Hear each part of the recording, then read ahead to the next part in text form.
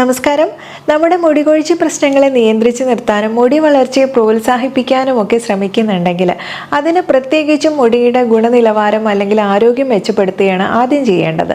അതിനായിട്ട് അത്യാവശ്യമായിട്ട് നമ്മൾ ചെയ്യേണ്ട ഒരു കാര്യം പ്രകൃതിദത്തമായ കാര്യങ്ങൾ ഉപയോഗപ്പെടുത്തുക എന്നുള്ളതാണ്. ഒരു ഹെയർ സ്പ്രേ നമുക്ക് പരിചയപ്പെട്ടാലോ? ഇത് നല്ല ഹെയർ ഫാൾ ഉണ്ട് നിങ്ങൾക്ക് എന്നുണ്ടെങ്കിൽ ഇതൊന്ന് പരീക്ഷിച്ച് നോക്കാം. ചെറിയ ചെറിയ കുഞ്ഞു മുടികൾ വളരാനും അതുപോലെ മുടി കൊഴിച്ചിലിന് പെട്ടെന്ന് പിടിച്ചു നിർത്താനൊക്കെ പറ്റുന്ന വളരെ നല്ലൊരു ഹെയർ സ്പ്രേ ആണ്. ഇത്തരം മുടി കൊഴിച്ചിൽ നിങ്ങൾക്ക് എന്ത് ചെയ്തിട്ടും മാറുന്നില്ല എന്നൊക്കെ ഉണ്ടെങ്കിൽ എന്തെല്ലാം ബ്ലഡ് ടെസ്റ്റുകൾ ചെയ്യണം എന്നുള്ള കാര്യങ്ങളൊക്കെ ഉൾപ്പെടുത്തിയിട്ടുള്ള വീഡിയോ ആണ്. അതാണ് ചെമ്പരത്തിപ്പൂ ഫ്രഷ് ആയിട്ടായാലും പെട്ടെന്ന് ചീത്തയായി പോകും എന്നുള്ളതുകൊണ്ട് പൂവ് ഒന്ന് ഉണക്കി വെച്ച് കഴിഞ്ഞാൽ ആ ഒരു ഉണങ്ങിയത് ഒരു 5 ഗ്രാമോളം എടുക്കാം. ഉണങ്ങിയ പൂവാണ്, ഇലയല്ല. ഇനി അതുപോലെ അതിലേക്ക് ഉണങ്ങിയ നെല്ലിക്ക ഒരു 7 ഗ്രാം. ഇനി നെല്ലിക്കയ്ക്ക് പകരം ത്രിഫലയുടെ പൊടിയായിട്ട് നിങ്ങൾക്ക് കിട്ടുമെങ്കിൽ അതൊരു 2 ടീസ്പൂണ് ചേർക്കാം. ഇനി അതുപോലെ ഡ്രൈഡ് ഭൃംഗരാജം, അത് ഭൃംഗരാജം എന്ന് പറയുന്നത് കയ്യോന്നിയാണ്, അതൊരു 5 ഗ്രാം. ഉണങ്ങിയത് തന്നെ എടുക്കുന്നതാണ് നല്ലത്. അല്ലെങ്കിൽ ക്ലോവ്സ് അല്ലെങ്കിൽ ഗ്രാമ്പു എന്ന് പറയും, അതൊരു 2-3 മൊത്തത്തിലുള്ള ക്ലോവ് എടുക്കാം. ഇനി അതുപോലെ റോസ്മേരി, ഡ്രൈഡ് റോസ്മേരി ഒരു 3 ഗ്രാം. ഇനി ഉലുവയാണെങ്കിൽ 5 ഗ്രാം.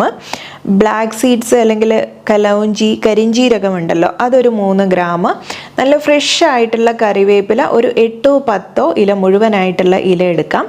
ശിഖക്കായ ഉണ്ടെങ്കിൽ ഒരു 5 എണ്ണം.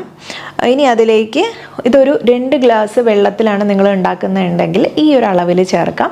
എന്നിട്ട് ഇതെല്ലാം അടച്ചു വെച്ച് അതെല്ലാം നന്നായിട്ട് വാഷ് ചെയ്തെടുക്കണം. അതിനുശേഷം അടച്ചു വെച്ച് ചെറിയ തീയിൽ ഒന്ന് തിളപ്പിച്ച് അതൊരു പകുതിയായിട്ട് വറ്റുന്ന സമയത്ത്, അതായത് 2 ഗ്ലാസ് വയ്ക്കണം, 1 ഗ്ലാസ് ആയിട്ട് വറ്റുന്ന സമയത്ത് തണുത്തതിന് ശേഷം ഒരു സ്പ്രേ ബോട്ടിലാക്കി വെച്ച് കഴിഞ്ഞാൽ സ്കാൽപ്പിലേക്ക് സ്പ്രേ ചെയ്യാനായിട്ട് ഉപയോഗിക്കാനായിട്ട് പറ്റും. ഇത് രാത്രി കിടക്കുന്നതിന് മുൻപ് ചെയ്യാം. നീരിറക്കം പ്രശ്നങ്ങളൊക്കെ ഉള്ളവരാണെങ്കിലും അവർക്ക് ഇതിലേക്ക് പനിക്കൂർക്കയുടെ ഇലയും കൂടെ ചേർത്തിട്ട് സ്പ്രേ ചെയ്യാനായിട്ട് എടുക്കാം. ഇനി ഇത് പുറമേ വെക്കാൻ പറ്റില്ല എന്നുള്ളത് കൊണ്ട് നമ്മൾ പ്രത്യേകിച്ച് മറ്റ് കേടാവാതിരിക്കാൻ ഒരു ഇൻഗ്രീഡിയൻസും ചേർക്കുന്നില്ല എന്നുള്ളത് കൊണ്ട് നിങ്ങൾക്കിത് ഫ്രിഡ്ജിൽ തന്നെ സൂക്ഷിക്കാം.